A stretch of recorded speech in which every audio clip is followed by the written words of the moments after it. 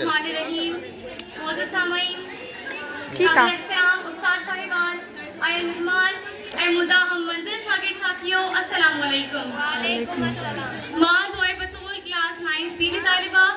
अॼु जे मौज़ू ते मुंहिंजे लाइ पेशाई करण जो मौक़ो मिलियो आहे उहो आहे सिंध।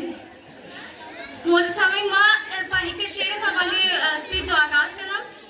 सिंध समूरी सोन सिंध सॼी सावान सिंध समूरी सोन सिंध सॼी सावान सिंध समूरी सच सिंध सॼी सुरहाण सिंध भिटाई घोट जे सिंध भिटाई साण मौज भरियो महिराण सदा रहे सिंध में। मोअज़्ज़ज़ सामईन असीं अॼु जे मक़सद लाइ गॾु थिया आहियूं उहो मक़सद सिर्फ़ जश्न मल्हाइण नाहे उहो मक़सद सिर्फ़ महफ़िल मौसीक़ी नाहे बल्कि उहो मक़सद इहो आहे त असां पंहिंजे सिंध जे नई नस्ल खे सिंध जी तहज़ीब ऐं सिंधी सक़ाफ़त तां मुकमल तौर आगाही कयूं ऐं उहो आगाही असीं सिर्फ़ ऐं सिर्फ़ तालीम जे ज़रिए करे सघूं था। सिंध हमेशह सूफ़िन वलियन शाइरनि ऐं बुज़ुर्गनि जी सरज़मीन रही आहे। सिंध हमेशह अमन ऐं भाईचारे जो दर्स ॾिनो आहे।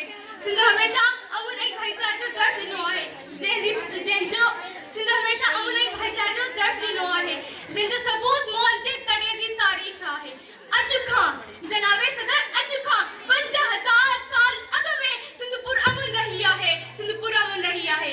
जनाबे सदर असांजी सिंध मूमल जी माड़ीअ जहिड़ी सिंध असांजी सिंध नूरीअ जी निवड़त जहिड़ी सिंध कहत कंदीअ जे राणीअ जहिड़ी सिंध असांजी सिंध ससीअ जे सूरनि जहिड़ी सिंध असांजी सिंध मिठाई जे ओलेसीअ जहिड़ी सिंध चिचल जे सुरनि जहिड़ी सिंध असांजी सिंध सोणी सिंध कलंदर जी नगरीअ जहिड़ी सिंध असांजी सिंध दोदे जी दिलेरीअ जहिड़ी सिंध मन मोहींदड़ सिंध दिल बहलाईंदड़ सिंध